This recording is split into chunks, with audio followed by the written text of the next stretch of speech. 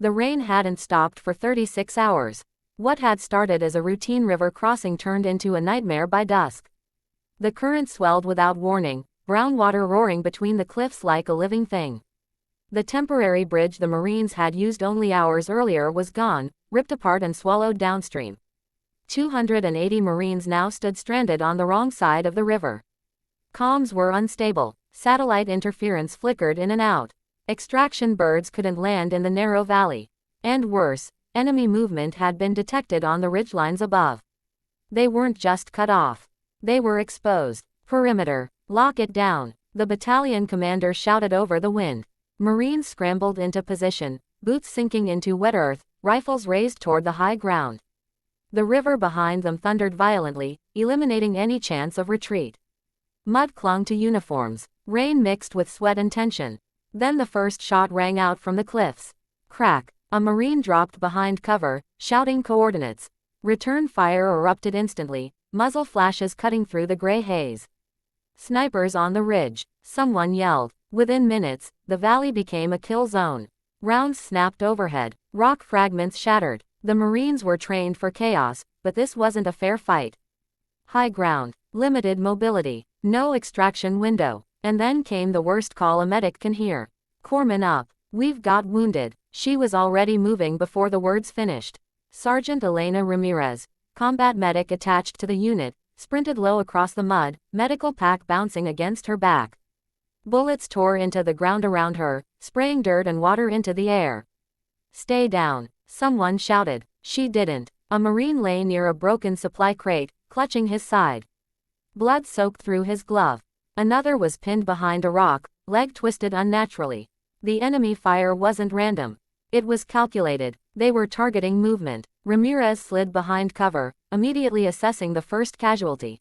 Entry wound lower abdomen, heavy bleeding. She worked fast. Pressure dressing, clotting agent, tight compression. Stay with me, she ordered firmly. The Marine gritted his teeth. Ma'am, we're boxed in. I know. Another explosion rocked the valley, an RPG striking near the riverbank. Water surged violently, spraying the lower positions. Over the comms, the commander's voice came through, distorted but urgent. All units hold defensive positions. No one crosses open ground without clearance. Repeat, no movement in the open. Ramirez looked up toward the ridgeline. The wounded Marine behind the rock screamed again. He was still exposed. Between her and him was 20 meters of open mud. 20 meters under sniper sightlines.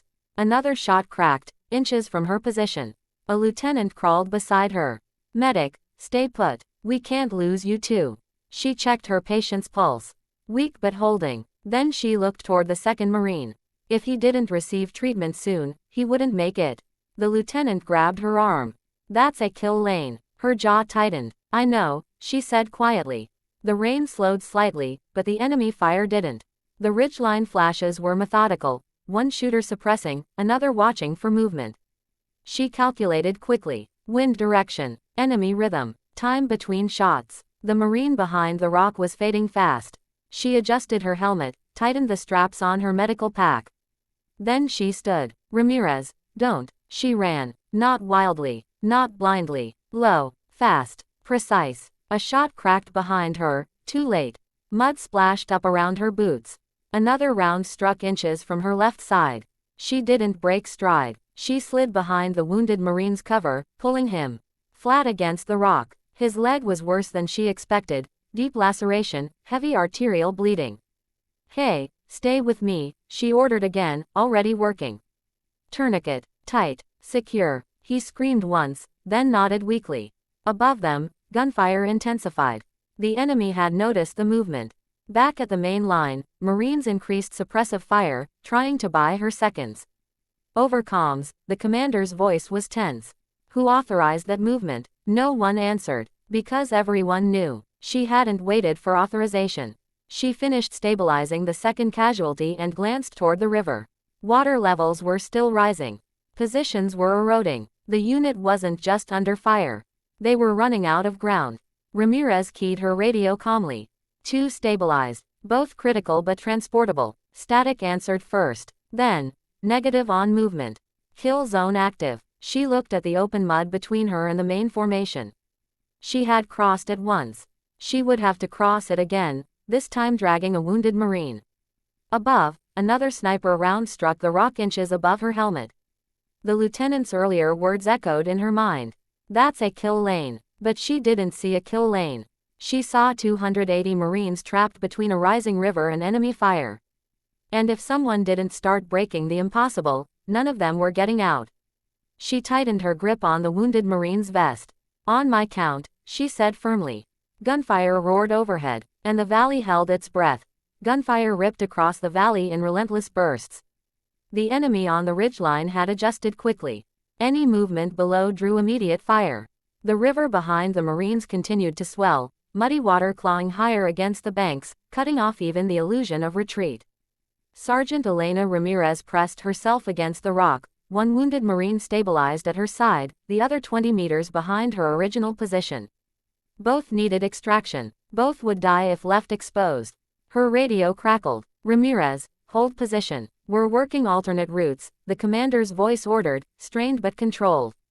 She scanned the terrain. There were no alternate routes. The valley narrowed ahead, forcing the Marines into a compressed defensive arc. The enemy had elevation, visibility, and patience. It wasn't random fire anymore, it was containment.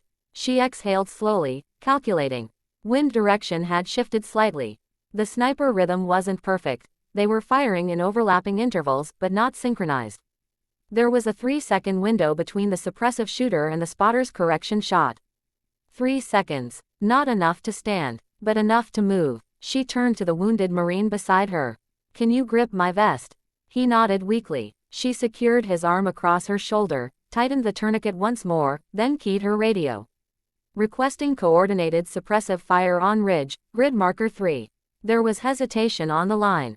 Then the commander responded, understanding her intent. All units, heavy suppressive fire on my mark.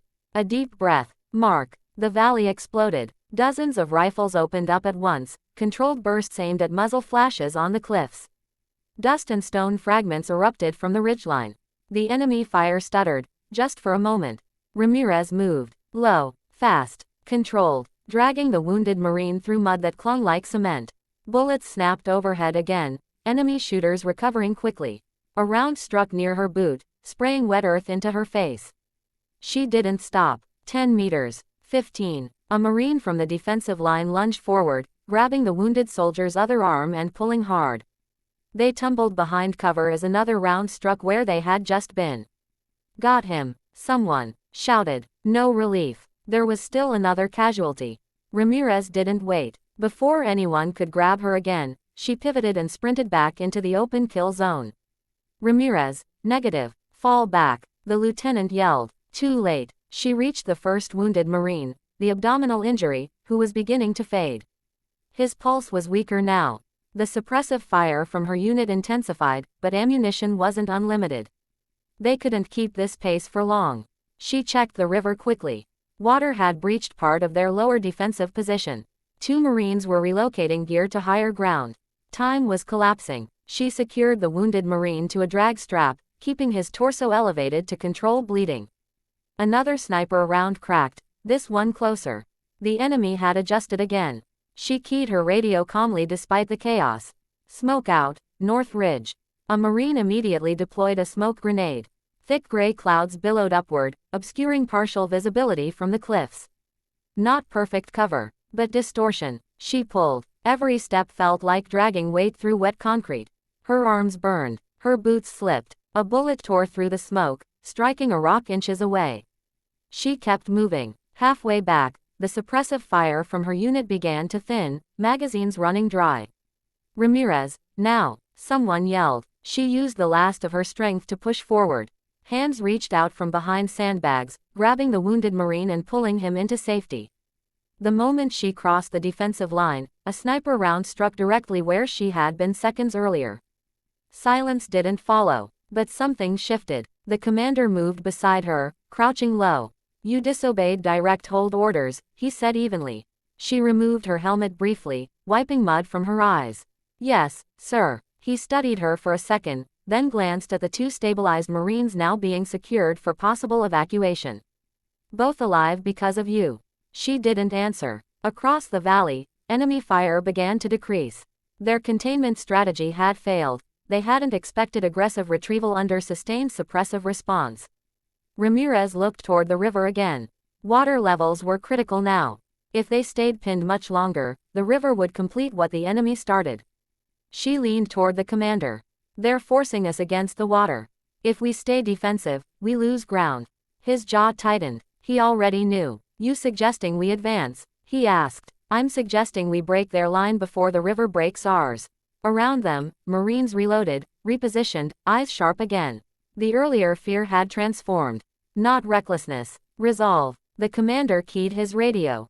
All units prepare to advance on smoke cover. We push the ridge. He looked at Ramirez one more time. You started this. She shook her head slightly.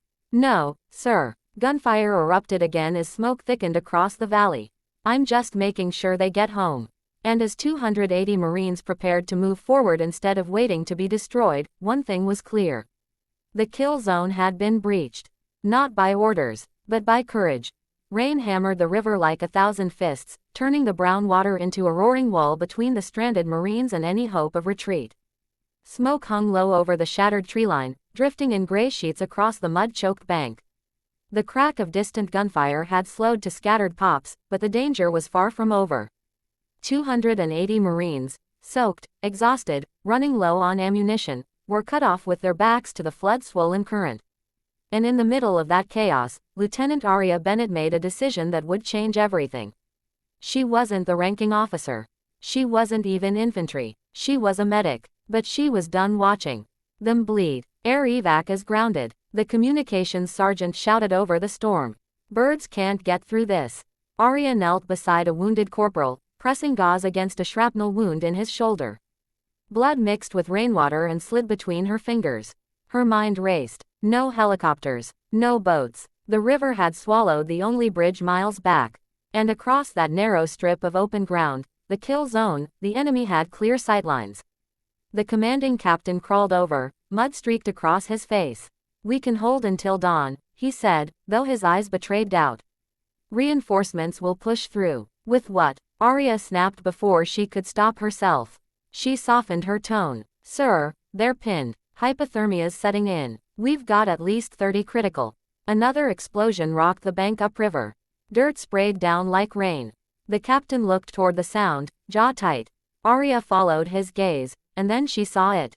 About 70 meters downstream, partially hidden by smoke and debris, an abandoned armored transport sat half-sunk near the river's edge. Its rear ramp hung crooked, but intact. A path. Not safe. Not easy. But possible. She stood abruptly. Sir, if we move the wounded one squad at a time under smoke cover, we can breach across the kill zone, load them into that transport, and ferry them across the narrow bend. The current's slower there. The captain stared at her like she'd lost her mind. That's open ground. Yes, sir, she said steadily. But staying here is a slow death. A long second passed between them. Rain fell. Gunfire cracked again from the far ridge. Finally, he gave one sharp nod. You'll lead first wave. Aria didn't hesitate. Smoke grenades hissed as Marines popped them along the bank.